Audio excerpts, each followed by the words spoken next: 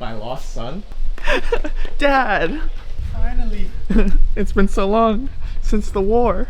You came back. Oh. Hello, sir. How was your travels? Not too bad. Apparently, Japan is worth the trip. Sure. Back after my trip. So today we will do a couple of things. First of all, I need to figure out all of the things that happened while I was away. Then, second up, as you can see here, a lot of the merch has arrived. So I hope that Sina comes over in a couple of minutes and then helps me pack some of the stuff. So we will be doing like 30-40 boxes and then sending the stuff out to our team members. And then in the evening I have my monthly entrepreneurs meeting. So I'm part of this organization. It's called EO, Entrepreneurs Organization, and it's basically like a, let's say self-help group for entrepreneurs. The important thing here is 100% confidentiality, and also you can't do any business, for example, with the people in this group. So it's more about personal growth, especially self-development and these kind of things. And the ultimate idea behind of this is by creating this confidential room and also this like very, very strict agenda, you have a place to share all of the struggles that you have. I've been part of that since 2019, I guess, so 6-7 years, and it has been the biggest game changer in my entrepreneurial career. But before that, let's get to work. Nice. Wrap up some stuff here, and then we can start with our packing action. Confidential information. Not confidential, but obviously we are always talking about the nice things that are happening. Mm-hmm. And it was so weird this month. So you all know already our goal of having like 50 demo bookings per month. That's where we want to go.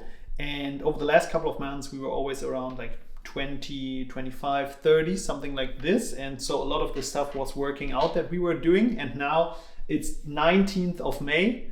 And in all of May, we just had 5 demo bookings. So this is a little bit frightening. And now I was going in and I was already checking some of the numbers, and some things that I saw was the LinkedIn reach that we had throughout all of our accounts was just 1/3 in the last 2 weeks compared to the 2 weeks before, significantly dropped. Second up, if I'm looking at the traffic on our website, the traffic is also, 50% drop or something. And the interesting thing here is the impressions that we are having in the Google search results are at an all-time high, but the click rate significantly dropped. So my assumption would be that a lot of the people are now changing their behavior, and Google is showing a lot of the AI excerpts at the beginning of the search results and are not going over to the website anymore.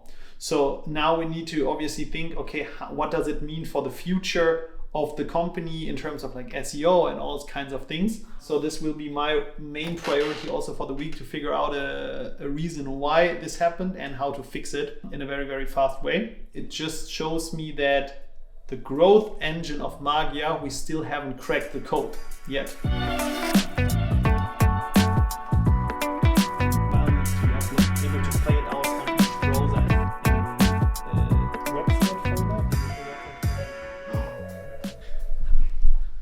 Oh, where'd he go? Wait a minute. Man, how's it going? Hello, sir. How are you? Good. It's been a long time to see. Indeed. Finally some packing activities I'm going on here. excited. It's time. Sina! Finally, the help that we were all waiting for. Calm down, let's pack it. Yeah, here, I have some stuff for you prepared here, Sina. That's already. Please put in your name here. Is he giving autographs? Kind of. Feel like signature in a book I wrote. Sina, when will you write a book? How many of you did you print it? We don't need so many, right? Yes. This is how many people you hired, Sina. You said you wanted to do a lean business, and now It's super lean. we are here. Okay, Let's do it. let's roll. But Alex, someone commented in the latest video it should be less seen. I know, I saw that. You need to cut me out somehow. I texted that to Mac.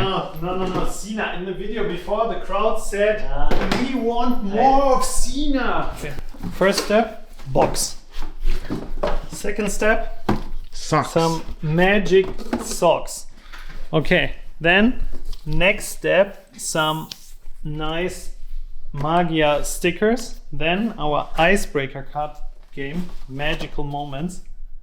Then our Magia tote bag. And then we will have a sweatshirt and a beautiful t-shirt. Sweatshirt and a nice t-shirt. And then, last but not least, letter, closing the box down and sending it all the way. What do you think, Alex? I think it looks fantastic. Nice, great. Du hast jetzt noch nicht überall. That's it. Look at that.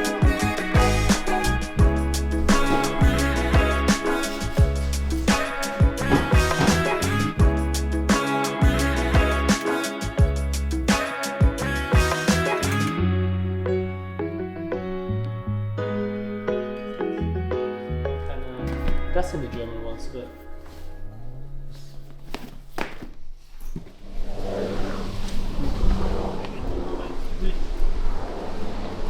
The package design, everything looks really nice. I love it. Yeah, just the color I don't like. The color is not the best, The but color couldn't be further away from the real one. the design is good, and the quality, the package is also quite good. Imagine something like this arrives in your home, Alex. Goosebumps. Weird that it's so cold here still. Dude, it sucks. What is it? Could be. I hope the team members will be happy once they receive their package. 7 minutes, so let's talk about something interesting for the. This is the real life, Sina. What kind of impression do you want to give? Like all the people on YouTube always just like Rolex, Rolls Royce, show them some realness in the world of business. Okay, how long did it take from the idea of the merch to finally sending it out? Not about this talking, Sina. It took half a year. What is the most benefit you get out of providing all of your employees with this stuff? For us, the culture of the company is the most important thing. So we want to make sure that everyone that is working for us is A, super happy, and B, is also proud of wearing the brand of the company. And this is why we were also thinking, so when we did merch for Magic Design, we were just putting the company logo on there and choose like a medium kind of fabric, let's say. But then no one ever wore it from the company. So this time we thought, hey, let's use very like premium kind of stuff and come up with like some fun motives of it. So we have a custom hand-drawn illustration here. We have one on the t-shirt, and my hope now would be that the team members are really saying, okay, I like this one and I wear it every day. That's true.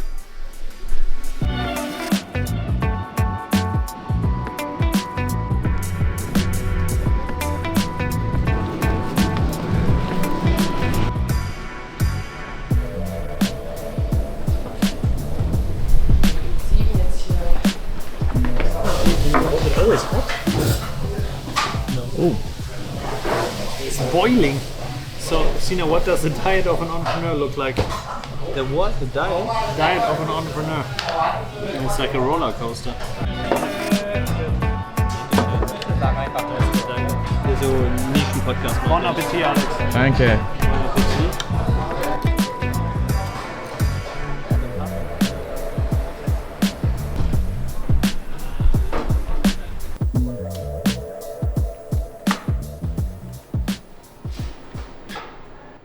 Okay, so I was on the road now for 2 weeks and I had a little bit of time to reflect on some of the things that are going good and some of the things that are not going so good in the company. One thing that I realized based on one client project that was struggling a little bit at the moment is the expectation of clients and that there might be a mismatch to the service that we are offering. What I see from most of our clients that we are working with on a one-time project basis, so fixed project from start to finish, is they want a lot of guidance. Guidance from our side about the design, about the content, about everything. And that means getting input from us based on our experience in other projects. And in the beginning, we were almost never doing it because we thought, okay, we don't know the product as good as you as a client, so you need to come up with these structures.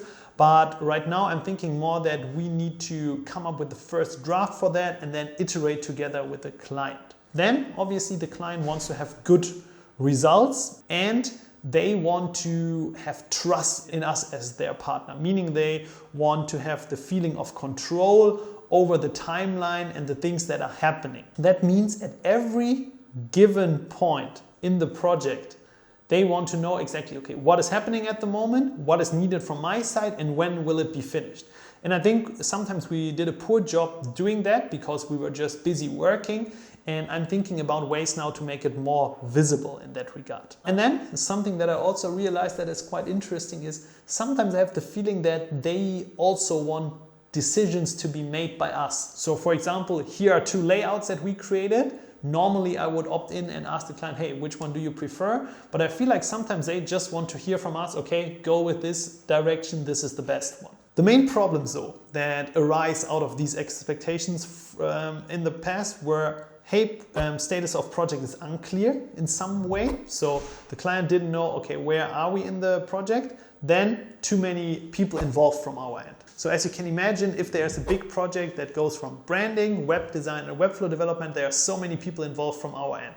Art directors, Webflow project managers, developers, designers, and oftentimes, obviously at these like intersections between 2 people, it gets super, super messy. And this is why it's super important to have one person, one dedicated project manager that literally knows everything about the project. Then obviously, oftentimes things are taking way longer than expected. So client asks for timeline, we tell them the timeline, and then things take longer because the content is not there, something is missing, and then it sometimes comes up to frustration, let's say. And then also one thing or two more things that I realized is we tend to ask them for their input also on very small details. And sometimes it would be better from us if we would already prepare a placeholder in some sense that would already work in a live version and then just ask them, hey, do you want any changes to this or any improvements?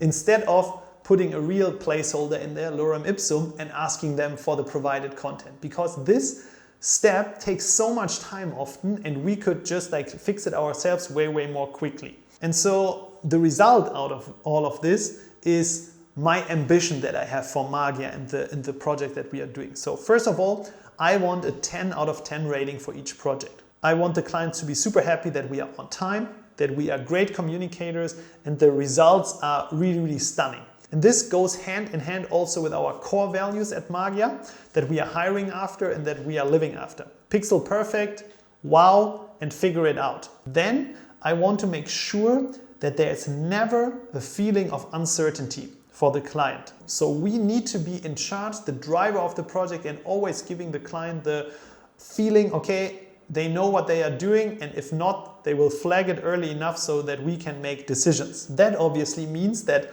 all of our team members that are working on the project need to be top-notch. They need to understand their project, they need to have the experience in that field, and then they can make these decisions, then they can give guidance, but otherwise it will always be a big challenge. And then I want to be best in class on what we do. And this is probably one of the things that I was thinking most about. So how can we make sure to actually achieve this, and what do we need for that? I think one thing that I realized is obviously we just need like more time in some sense for the project. So right now it's often, okay, this is the budget, and then we are trying to squeeze in everything into this budget, but oftentimes to create something stunning just takes more time. And second up, our team also needs a lot of training. So if you are not familiar as a designer or PM with SaaS businesses, then we need to have some training internally to get our team members to the next level and really make them the best version of themselves. To sum it up, I want to have a team that shares this ambition that I just told you. So I want to make sure that everyone on the team thinks the same way, and that means on the one side sharing their ideas, working hard, getting results, but also, and this is I guess the hardest part, holding each other accountable. We are more like cheering each other up for the work that we are doing instead of holding us accountable to really end up as one of the top companies out there. And ultimately, if we are one of those best-in-class companies, we get the nicest projects around the globe. And this is what our designers and developers and project managers also want to do. And I think it's my job for this year to enable more of this ambition into the company, and then we will have a bright future. Okay, nice. Sweet.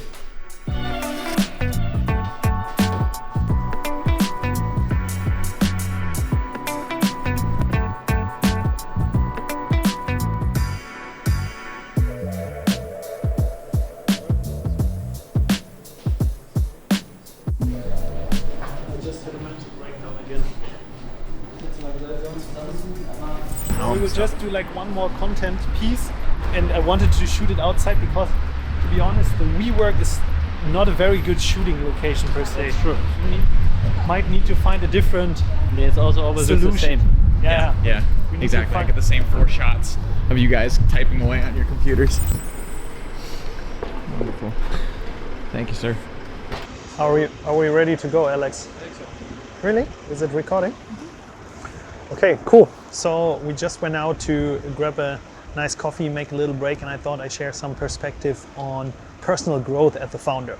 So I have been building businesses since I was, 15 years old or something. And so I never had a real corporate career or even a job where I was working for someone else. So naturally, everything that I learned about entrepreneurship, but also the different parts of the businesses, is something that I taught myself and by using different kind of resources. So as a founder, the first thing is that's quite interesting. All parts of your business, you will be involved in some way. So when you're starting out, you need to do marketing, you need to do HR, you need to do sales, you need to do technology. And obviously for these different parts, you don't have a clue what's going on. So it was super important for me to find the best resources, and I was using a lot of books. But then second part of it was talking to fellow founders and experts. So whenever a topic was coming up, let's say something around HR, how to incentivize your team members, I was trying to build up my network with other founders and people that have already done it before me. And now I can always pick their brain on these different topics and get their perspective on it. And this is something that you should really invest your time in. So finding other founders around you, best case they are already a couple of steps ahead.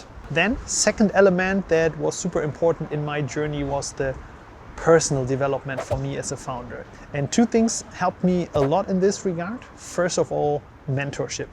So throughout my career, I was heavily relying on mentors. So a mentor is normally someone that is probably way older than you, probably way more experienced. And for me, it was a group of different people over the time of my career. And they were always at my side for, let's say, 1 or 2 years. I was doing a monthly check-in with them where I presented some of my core challenges, and they were just giving their experience towards these problems, but they were also pointing on some things where I was thinking, I already know the answer, but in reality I didn't. And having these mentors throughout my career was super, super powerful because it really boosted me to a different level of me as an entrepreneur. And this is why I now also want to give back for the next generation of founders, and I'm doing a lot of mentoring for founders that are just starting out. And then, as I mentioned earlier, in just a couple of minutes I'm heading off to my entrepreneurs organization group, and this is the most important thing for me. Every single month I hold myself accountable, but I also take a deep look into how my past months was.